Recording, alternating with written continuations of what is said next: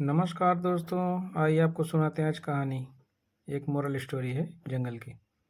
एक घना जंगल था जहाँ जानवर एक दूसरे के साथ बहुत प्यार से रहा करते थे। उस जंगल के बीच एक बहुत सुंदर और बड़ा तालाब था।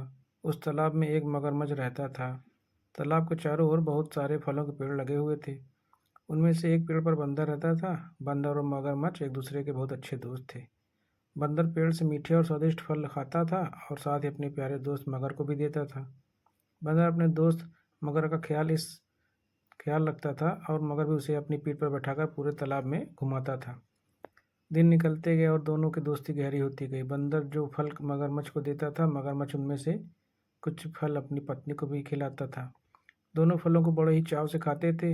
बहुत दिनों के बाद एक बार मगर की पत्नी ने कहा कि बंदर तो हमेशा ही स्वादिष्ट फल खाता रहता है, जरा सोचो उसका कलेजा कितना स्वादिष्ट होगा। वह मगर से जिद करने लगी कि उसे बंदर का कलेजा खाना है। मगर ने कहा उसे समझने की कोशिश करने दो, लेकिन उसने नहीं मानी और वह मगर से रूठ गई। अब मगर को ना चाहते हुए भी हाँ बोलना पड़ा। उसने कहा कि वो दूसरे दिन बंदर को अपनी गुफा में लेकर आएगा, तब उसका कलेजा निकाल कर खा लेना। इसके बाद मगर की पत्नी मान गई। हर दिन की तरह स्वादिष्ट फलों के साथ बंदर मगर का इंतजार करने लगा। कुछ ही देर में मगर भी आ गया और दोनों ने मिलकर फल खाए। मगरमच्छ बोला कि दोस्त, आज तुम्हारी भाभी तुमसे मिलना चाहती हैं, चलो तालाब के दूसरी ओर मेरा घर है, आज वहाँ चलते हैं। बंदर झट से मान गया और उछलकर मगर की पीठ पर बैठ गया।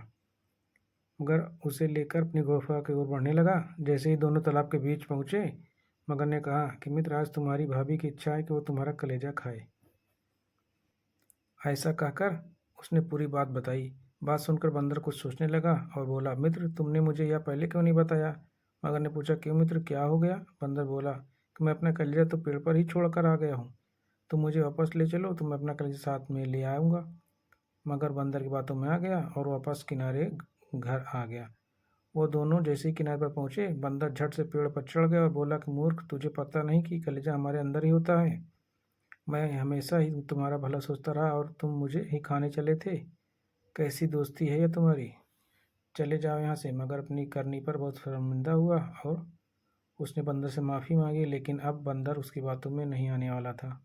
कहानी से यह सीख मिलती है हमें कि संकट समय हमें घबराना नहीं चाहिए। मुसीबत के समय अपनी बुद्धि का उपयोग कर उसे दूर करने का उपाय सोचना चाहिए। आई होप दोस्तों आपको ये कहानी पसंद आई होगी। कहानी एक नई कल फिर मिलूंगा लेके आपके साथ, तब तक के लिए आगे दीजिए।